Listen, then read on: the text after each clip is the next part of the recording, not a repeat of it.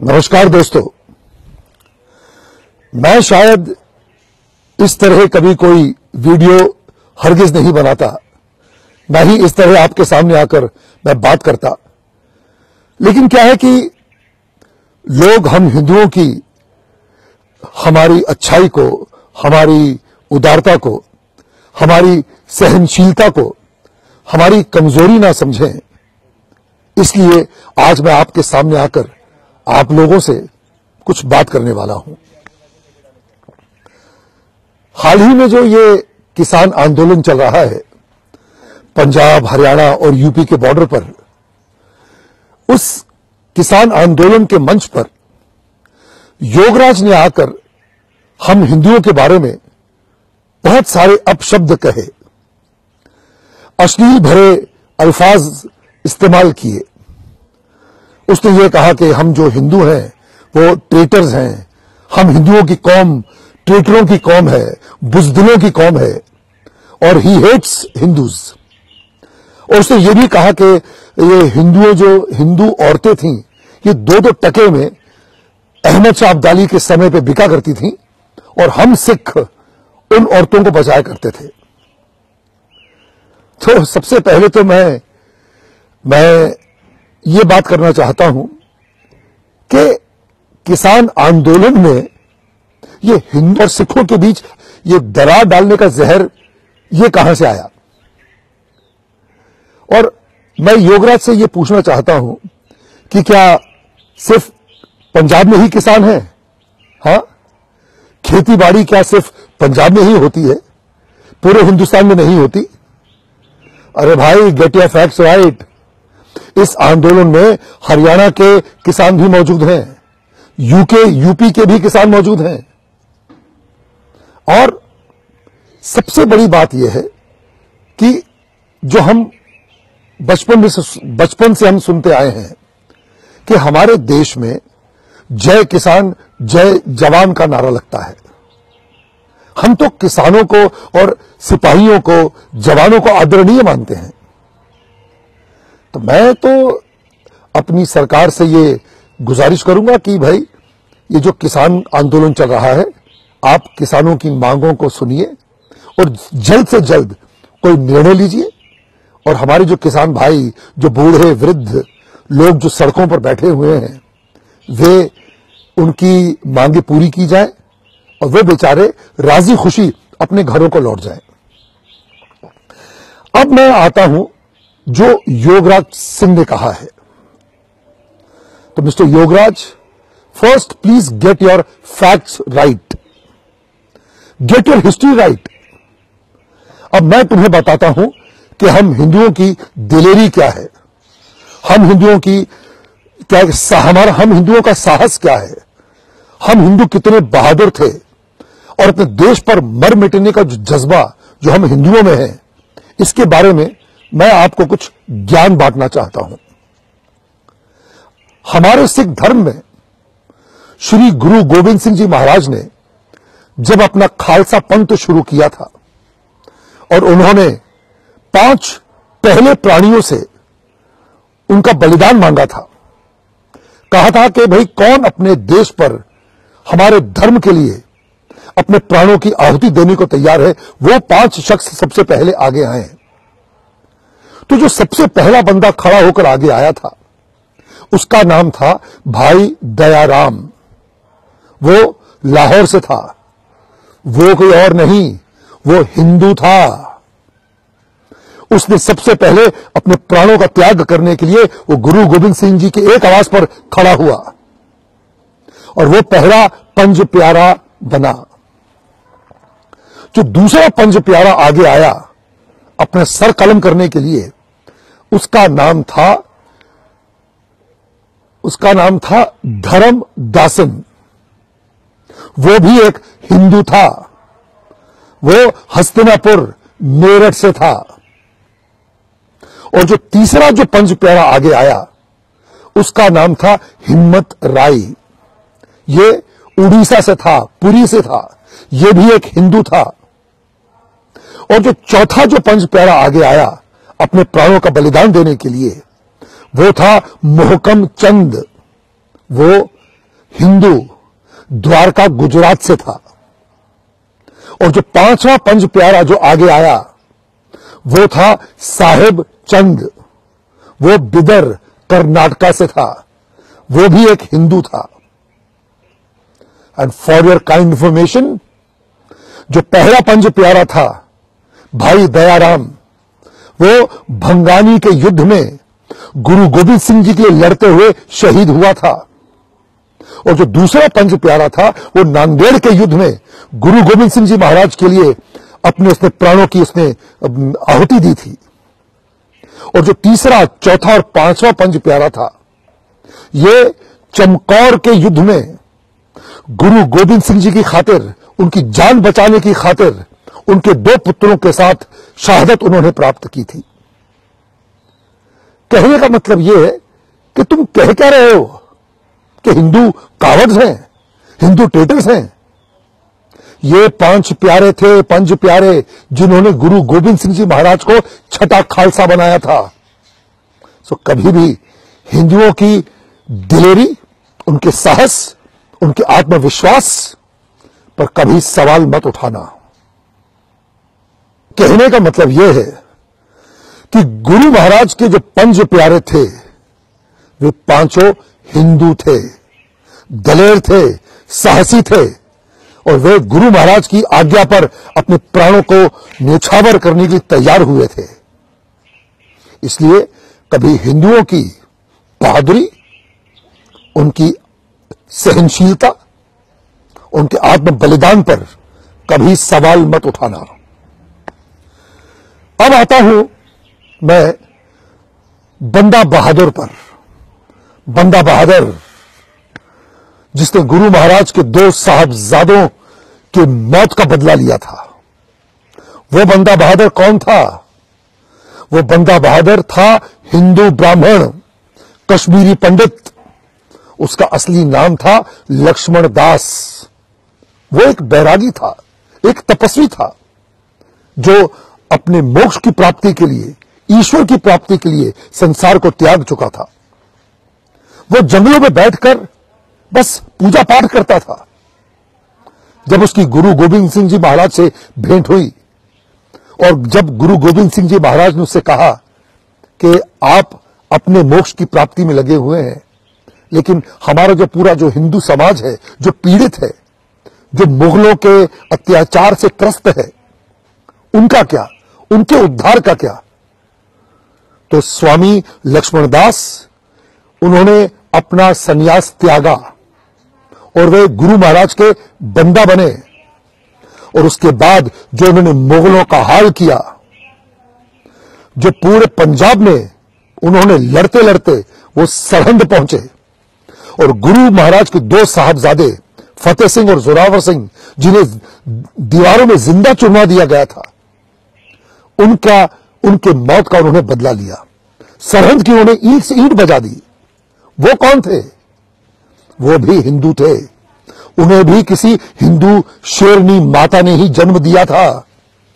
इसलिए कभी भी हिंदू कावड़्स हैं, हिंदू ट्रेटर्स हैं, ये बोलने की बात बिल्कुल मत करना। और तुम्हें पता है बंदा बहादुर की मृत्यु कैसे हुई थी?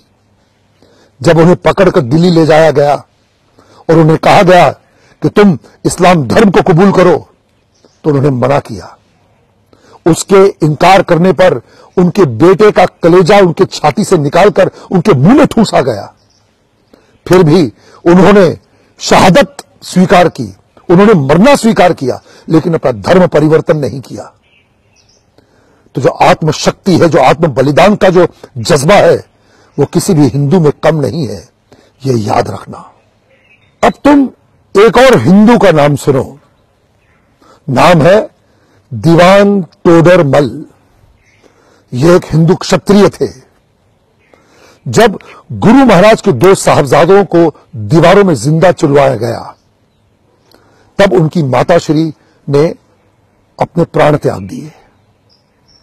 तो मुगलों ने गुरु गोविंद सिंह जी की माताजी और उनके दो साहबजादों की, जो बेचारे वीर गति को प्राप्त हो चुके थे, उनके दाह संस्कार के लिए लोगों को जगह नहीं दी, जमीन नहीं दी। तब दीवान तोडरमल आगे आए और उन्होंने उन तीनों का दाह संस्कार करने के लिए जमीन उन मुगलों से खरीदी। और जानते हो क्या देकर खरीदी? सोनों के सिक्कों से उस जमीन को भरकर, जितनी जमीन चाहिए थी अपना उनके दाह संस्कार के लिए, उस पूरी जमीन को सोनों के सिक्कों से कवर किया गया। उतने सोने के सिक्के उन मुगलों को देकर उन्होंने वो जमीन खरीदी और तब जाके गुरु गोविंद सिंह जी महाराज की माता जी और उनके 2 साहबजादों का दाह संस्कार हो सका, उनका अंतिम संस्कार हो सका। तो वो दीवान तोडरमल कौन था? वो भी एक साहसी वीर महापुरुष हिंदू था। अब मैं आपको एक और चीज बताना चाहता हूं, बिकॉज तुम्हारी हिस्ट्री शायद बहुत ही कमजोर है। अब मैं आता हूं गुरु तेग बहादुर जी पर। जब कुछ कश्मीरी पंडित, कश्मीरी ब्राह्मण गुरु तेग बहादुर जी के पास पहुंचे और उनसे उन्होंने कहा कि कृपया आप हमारी मदद करें, ये मुगल हम पर बहुत अत्याचार कर रहे हैं, हम पर जजिया टैक्स लगा रहे हैं।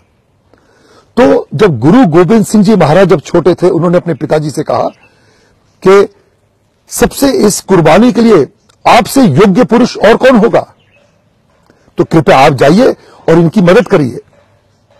तब गुरु तेग बहादुर जी दिल्ली पहुंचे थे और उनका सर उन मुगलों ने उनका सर धड़ से अलग कर दिया था। हम गुरु तेग बहादुर जी की शहादत को शत शत नमन करते हैं। हम हर हिंदू, हर भारतवासी उनका ऋणी है। लेकिन मैं मिस्टर योगराज तुम्हें यह बताना चाहता हूं कि गुरु तेग बहादुर जी के साथ उनके 3 सेवादार जो उनके साथ गए थे, भाई मतीदास, भाई सतीदास और भाई दयाला, ये तीनों कौन थे? ये तीनों भी हिंदू थे। भाई मतीदास और भाई सतीदास हिंदू ब्राह्मण थे और भाई दयाला हिंदू क्षत्रिय थे। और गुरु तेग बहादुर जी की शहादत से पहले, उनका सर कलम करने से पहले, ये तीनों शहीद हुए थे। भाई मतीदास जी को उनकी जो बॉडी थी आरे से 2 भागों में काटी गई थी, उनको जिंदा काटा गया था। भाई सतीदास जी को रुई में लपेटकर तेल में डुबोकर जिंदा जलाया गया था और भाई दयाला को उबलते पानी में डालकर उन्हें उबालकर जिंदा मारा गया। तो इनकी शहादत, इनकी जिंदादिली, इनका साहस, इनका पुरुषत्व, इनका पौरुष, उस पर सवाल कभी मत उठाना। ये ऐसे बहादुर थे। आप सोचो, क्या वो सिंघनियां, वो माता हुई, जो वीर माता थी, जिन्होंने ऐसे वीर महापुरुषों को जन्म दिया। तो कभी भी हमारी हिंदू माताओं को गाली मत देना। किसी हिंदू औरत को गाली देने का मतलब है कि तुम उन 5 प्यारों की माताओं को गाली दे रहे, उनकी माताओं को तुम गाली दे रहे हो। तुम दीवान टोडरमल की मां को गाली दे रहे हो। तुम बंदा बहादुर स्वामी लक्ष्मण दास की माता को गाली दे रहे हो। तुम भाई मतीदास, भाई सतीदास और भाई दयाला की माता को गाली दे रहे हो। तुम्हें पता है हमारे देश की परंपरा क्या थी? हमारे देश की परंपरा यह थी कि हर हिंदू घर का बड़ा बेटा सिख बनाया जाता था। उसे गुरु गोविंद सिंह जी को सौंप दिया जाता था ताकि वो उनकी आर्मी ज्वाइन करे, उनके बताए मार्ग पर चले और मानवता की सेवा करे। गुरु गोविंद सिंह जी महाराज की आर्मी में तकरीबन आधा 50% हिंदू शामिल थे। तो तुम ये क्या कहते हो कि हिंदू जो है बुजदिल हैं, हिंदू ट्रेटर्स हैं, हिंदू जो है ये हिंदुओं की जो कौम है ये बुजदिलों की कौम है। ये बात तुम्हारे दिमाग में कहां से आई? हाँ, अरे गुरु नानक जी से पहले आप तो जितने हमारे जितने गुरु हैं, गुरु नानक देव, अंगद देव, अर्जुन जी, ये अपना गुरु गोविंद राय थे, ये सारे हिंदू ही तो थे। सिख धर्म से पहले जितने भी थे लोग वे सारे हिंदू थे। इसका मतलब तुम्हारे पूर्वज भी तो हिंदू थे। तुम अपनी मां बहनों को गाली दे रहे हो? हाँ, तुम्हें पता है श्री गुरु ग्रंथ साहिब में हजारों बार भगवान राम का नाम लिया गया है, भगवान श्री कृष्ण का नाम लिया गया है। गुरु गोविंद सिंह जी महाराज देवी माता के उपासक थे, दुर्गा माता की पूजा करते थे। उन्होंने नैना देवी में शमशीर हासिल की थी। उन्होंने चंडी दी वार लिखी है, वे चंडी माता का पाठ किया करते थे। गुरु गोविंद सिंह जी महाराज का नारा था, दे शिवा वर मोहे एहे, शुभ कर्मन तो कबहू ना टरो। तो ये क्या मतलब है इसका कि हे शिवा मुझे ऐसा वर दे कि मैं शुभ कर्म से कभी पीछे ना हटूं। तो जो देश शिवा कौन था, वो हर हर महादेव की बात कर रहे हैं। तो आप जो क्या ये डिवाइड डालना चाहते हो, ये क्या हिंदू और सिखों के बीच आप ये दरार डालने की कोशिश कर रहे हो? हाँ, जवाब दो। अब मैं तुम्हें हमारी सिख हिस्ट्री में जो ब्राह्मण वॉरियर्स हुए हैं, जो ब्राह्मण योद्धा हुए हैं, उनके कुछ नाम गिनाना चाहता हूं। एक नाम है खालसा पंथ के जो जनरल हुए हैं, जो खालसा पंथ के जो वीर योद्धा जो जनरल थे, उनका नाम था पंडित सिंघा सिंह पुरोहित। दूसरा नाम है पंडित कृपा दत्त जी, ब्राह्मण थे, दत्त। हाथ में भाला, पीठ पे फरसा और कमर कस में शमशीर, ये था उनका जलवा। और तीसरा एक और नाम है पंडित कीरत जी। ये जो सारे मैं नाम ले रहा हूं, ये सिख योद्धा हुए हैं, ये गुरु महाराज की आर्मी की उनकी फौज में थे। और एक मैं पंडित बाबा परागा दास जी का नाम लेना चाहता हूं। बाबा परागा दास जी ये 100 वर्ष के ऊपर के थे और ऐसे ज्वलंत योद्धा थे कि लोग उन्हें भीष्म पितामह मानते थे अपनी आर्मी का। इसलिए कभी भी हिंदुओं के शौर्य पर, उनके साहस पर, उनकी दिलेरी पर, उनकी बहादुरी पर सवाल मत उठाना, समझे? मेरा दिल बहुत दुखता है जब मुझे वो मंजर याद आता है 2019 में पाकिस्तान में, जहां पर गुरु नानक देव जी का जो गुरुद्वारा है ननकाना साहिब, वहां के ग्रंथी की बेटी को उठाकर वहां के आतंकवादी ले गए, उसका रेप किया, उसे जबरन मुसलमानी बनाया गया। अरे आवाज उठानी है तो उसके खिलाफ उठाओ, चलो उसके खिलाफ आवाज उठाओ। मैं एक कट्टर हिंदू तुम्हारे साथ खड़ा होऊंगा, हिंदुस्तान का हर भारतवासी तुम्हारे साथ खड़ा होगा उस जंग में। हमें वहां के सिखों का सोचना है कि जो हमारी मां बहनों के साथ जो अत्याचार होता है वो ना हो। कुछ करना है तो वहां पे जो हमारी माताओं को, हमारी बहनों को, उनकी जो इज्जत लूटी जा रही है, हमें उसके खिलाफ जंग लड़नी चाहिए। मिस्टर योगराज, हम सब तुम्हारे साथ, क्या हर भारतवासी खड़ा रहेगा, लेकिन हमारे देश की किसी भी माता को, किसी बहन को गाली मत देना। जय भारत, भारत माता की जय, सनातन धर्म की जय, हिंदू धर्म की जय, सिख धर्म की जय।